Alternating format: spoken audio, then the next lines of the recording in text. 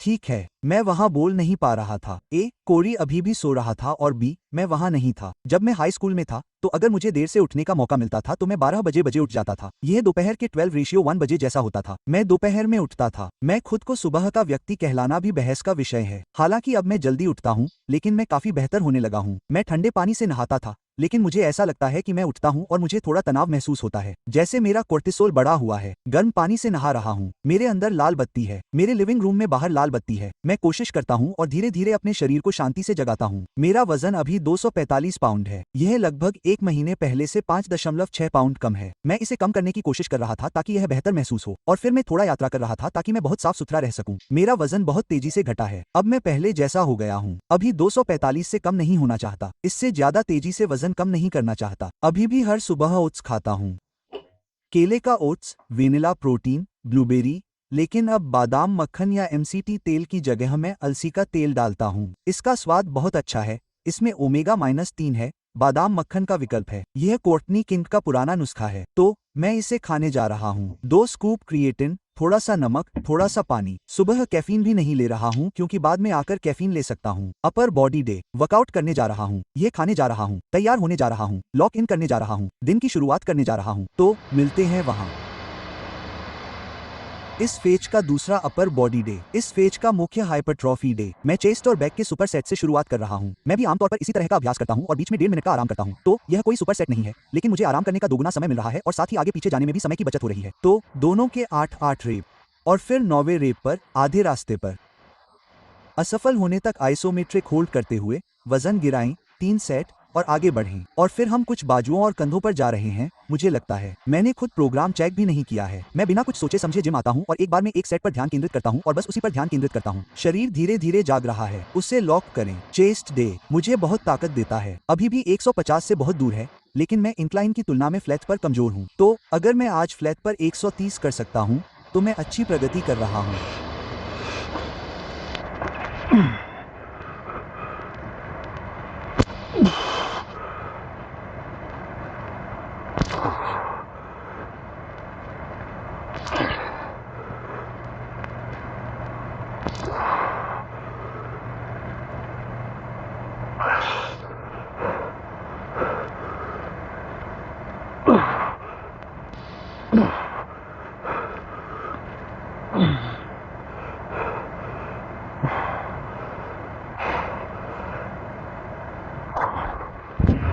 मेरा बायां हाथ अभी भी मेरे दाएं हाथ से थोड़ा कम स्थिर है, खासकर नए वजन के साथ। जैसे जैसे मैं ऊपर पहुंचता गया, मुझे लगा कि मैं यहां मजबूत हो गया हूं और यह बाहर की ओर घूमना चाहता था और यह अंदर की ओर लड़ रहा था। इसलिए मैं अभी भी अपने घायल कंधे में स्थिरता पर काम कर रहा हूं, लेकिन अगर आप मुझसे पूछे तो यह काफी हद तक ठीक हो गया है।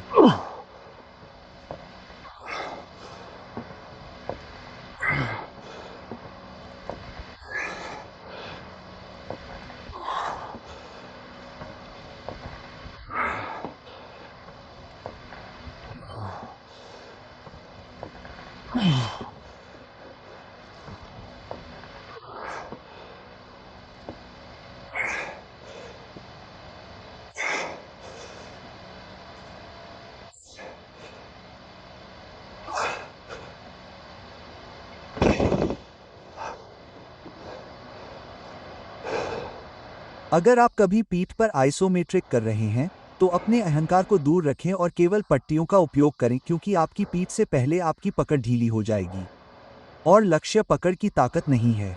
अपने स्कैपुला को नीचे लॉक करें और वास्तव में उस वजन को यथासंभव लंबे समय तक एक ही स्थान पर पकड़ें। ठीक है, हम थोड़ा सा हाथ की ओर बढ़ते हैं। अब यह शायद मेरी पसंदीदा ट्राइसेप एक्सरसाइज है। डंबल ट्राइसेप एक्सटेंशन को डिक्लाइन करना। इसे सेट करना थोड़ा मुश्किल है। मैंने उन्हें दूसरे बेंच पर रखा। आप देखेंगे कि मैं इसे कैसे करता हूँ, लेकिन मैं इसे स्टैंडिंग डंबल कल के साथ सुपर सेट कर रहा हूँ। बस बेसिक डंबल कल। यहाँ कुछ भी पागल नहीं है। जब ये थक जाए तो कुछ चीट रेप्स करें। हालांकि मैं वजन को 2-3 बार आगे पीछे उठा सकता हूँ और फिर इस मूवमेंट के बाद ट्राइसेप बाइसेप के लिए थोड़ी ज्यादा मात्रा में वजन उठा सकता हूँ।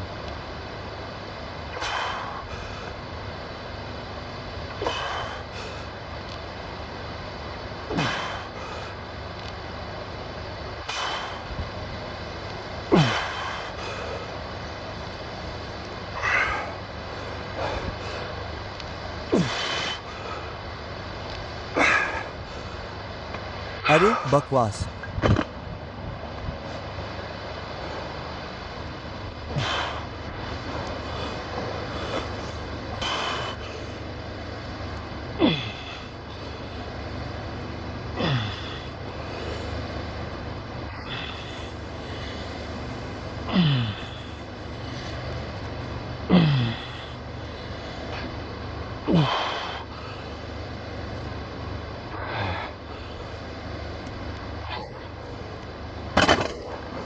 आप किसी ऐसे व्यक्ति को क्या सलाह देंगे जो रोजमर्रा की जिंदगी में लय खोजने के लिए संघर्ष कर रहा है?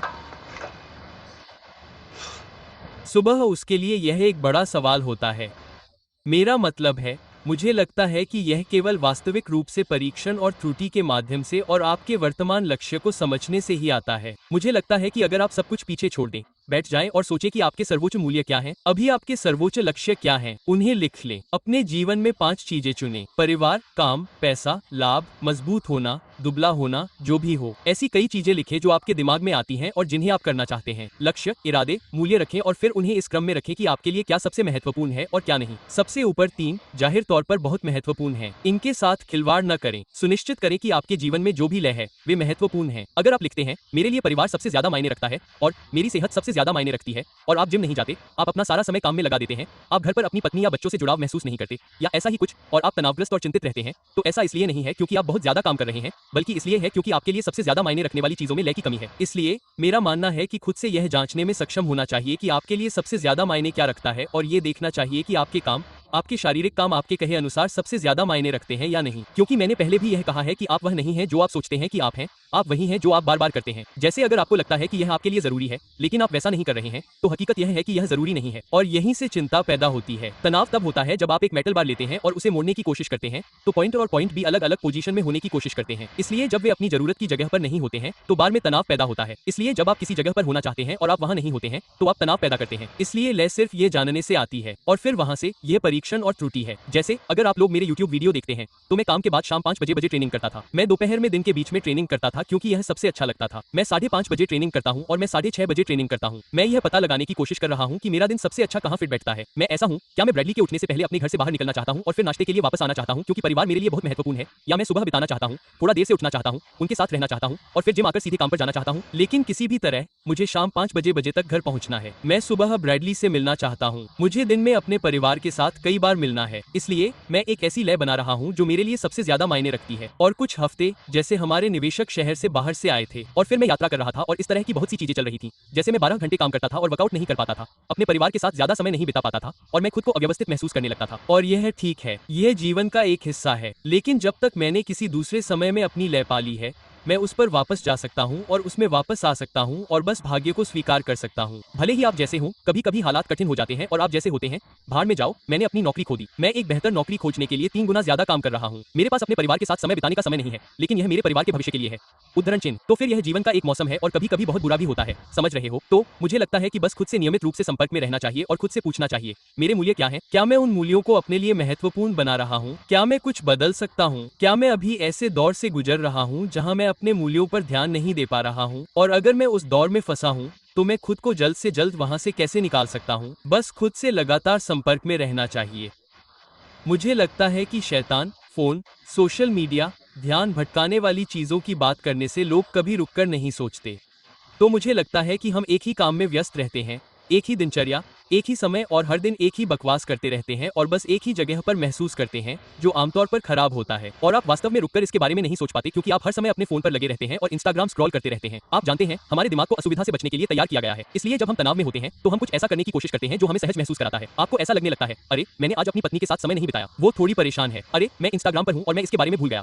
उद्धरण चिन्ह। और फिर मैं इसे ठीक नहीं करने जा रहा हूं। लेकिन अगर आप उस दर्द में काफी देर तक बैठे रहते हैं, तो आप एक ऐसी प्रतिक्रिया पैदा करने जा रहे हैं जो इसे बदलने जा रही है। इसलिए चिंतन करें, अंदर जाएं, जर्नल लिखें, जल्दी उठें, अपने साथ रहें, अपने फोन से दूर रहें। अगर आप जहां हैं वहां खुश नहीं हैं, तो उसे बदलने के लिए कुछ करें। लेकिन मुझे यही मिला, एक का कोई जवाब नहीं है, बस उस प्रतिक्रिया के बारे में बहुत जुनून है। मुझे याद नहीं आ रहा कि इस चीज को क्या कहा जाता है। मुझे कभी याद नहीं आ रहा कि इस बकवास को क्या कहा जाता है। Iso dynamic shorted range. Fancy लगता है। मैं बस 5 रेप्स कर रहा हूं और फिर मैं शॉर्टेड रेंज में 5 सेकंड के लिए रुक रहा हूं। और फिर मैं 4 रेप्स करता हूँ। फिर मैं शॉर्टेड रेंज में 4 सेकंड के लिए रुकता हूँ। 3, 2, 1 दोहराएं। और फिर मैं फ्रेंच प्रेस रोप ओवरहेड पर जा रहा हूँ। 5 शॉर्टेड पोजीशन। तो इस पर ऊपर 5 सेकंड के लिए रुके और दोहराएं। मुझे लगता है कि आप लोग बात समझ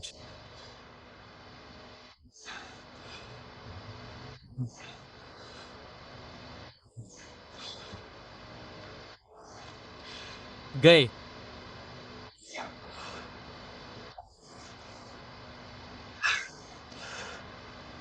होंगे।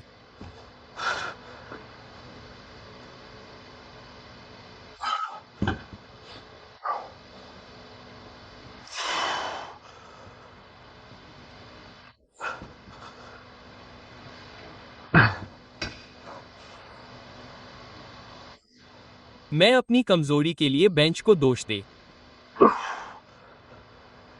रहा हूँ।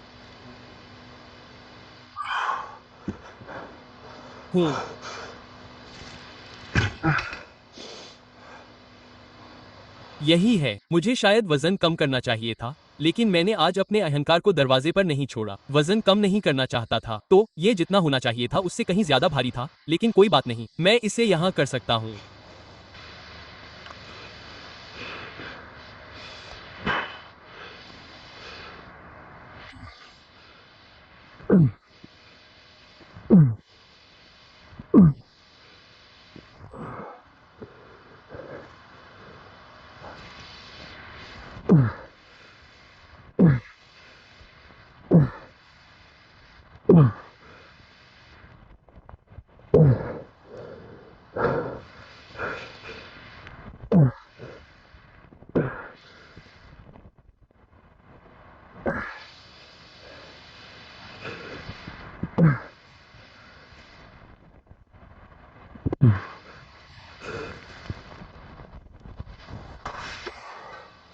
ठीक है, तो इसे आप जो भी कहें उसके साथ खत्म करते हैं। फेस पुल, हाई पुली, फेस पुल, पुलोवर रो, वही वजन, वही फंक्शन, वही रस्सी, वही ऊंचाई, सब कुछ वही, बस इसे सीधे पार कर लें। तीनों के लिए 8 प्लस या माइनस रेप्स। इसके 2 सेट और फिर घर जाएं।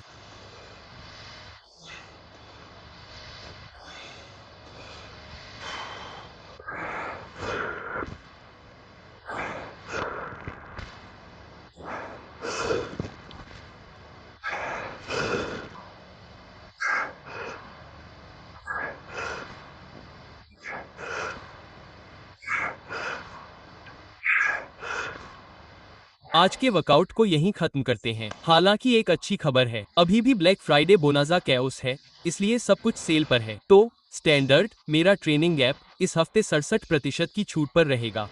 तो यह साल के लिए $79 और 99 सेंट है, जो हर महीने लगभग $6 6 सेंट के बराबर होता है। तो यह अब तक का सबसे सस्ता है जिससे हम इसे कम कर सकते हैं। बहुत सारे डोप अपडेट कर रहे हैं, अभी के प्रोग्राम है, आप जो भी सोच सकते हैं।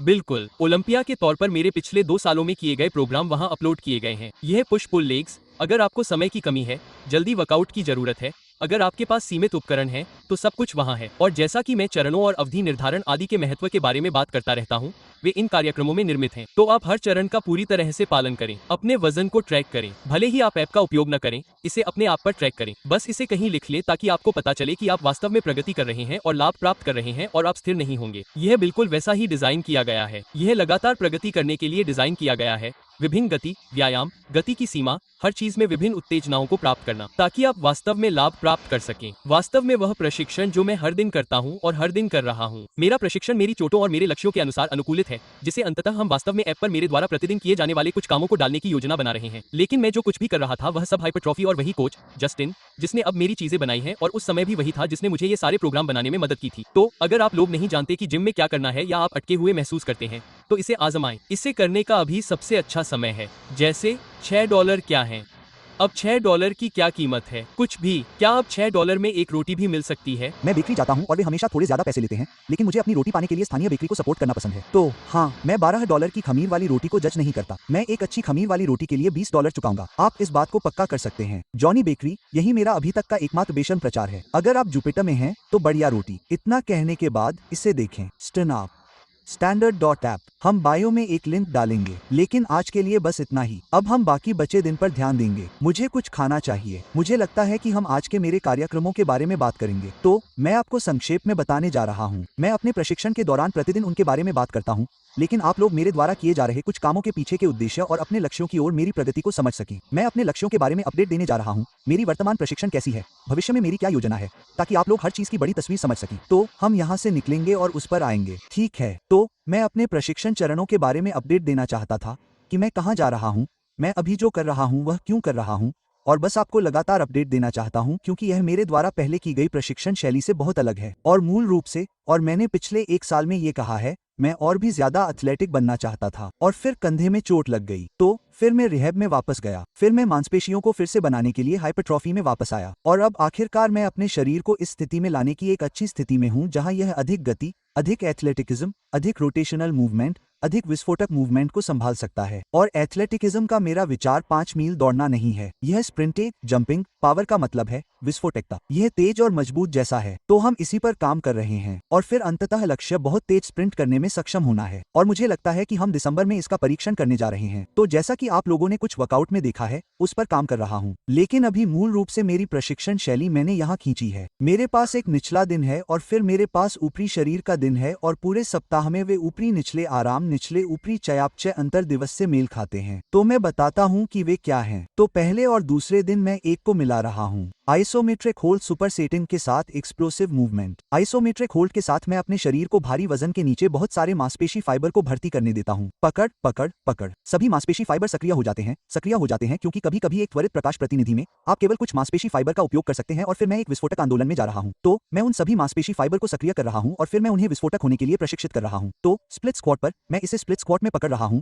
इसे छोड़ रहा हूं, एक कदम ऊपर की ओर कदम बढ़ा रहा हूं, एक तरफा कूद, और मैं कदम बढ़ाता हूं और कूदता हूं, विस्फोट करता हूं। चेस्ट प्रेस पर मैं वजन को गिराने के लिए डंबल को यहीं पकड़ता हूं और फिर मैं जितनी जल्दी हो सके 45 पाउंड के साथ विस्फोट करता हूं। पुल अप पर भी यही बात है। मैं इस मूवमेंट में अपने हाथों को यहीं पकड़ता हूं और फिर मैं बॉल थ्रो पर स्विच करता हूं जहां मैं ओवरहेड जा रहा हूं और मैं जितनी जल्दी हो सके गेंद फेंक रहा हूं। तो मैं सब कुछ प्राप्त कर रहा हूं। मांसपेशियों को सक्रिय करना और फिर उन्हें विस्फोटक रूप से और बहुत तेजी से फायर करने के लिए अभ्यस्त करना, क्योंकि यह वह नहीं है जो मेरे शरीर को करने के लिए प्रशिक्षित किया गया है। धीरे धीरे चलने और सिकुड़ने के लिए प्रशिक्षित किया गया है। और अगर अचानक दौड़ने की कोशिश की और मेरे पीछे 250 पाउंड हैं, तो बहुत शक्तिशाली मांसपेशियां जो इतनी तेजी से चलने की आदी नहीं है, उन्हें चोट लगने वाली है। वे उस रूप में धीमी और कमजोर होने वाली हैं और फिर वे फट भी जाएंगी और मेरी हैमस्ट्रिंग फर्श पर आ जाएगी।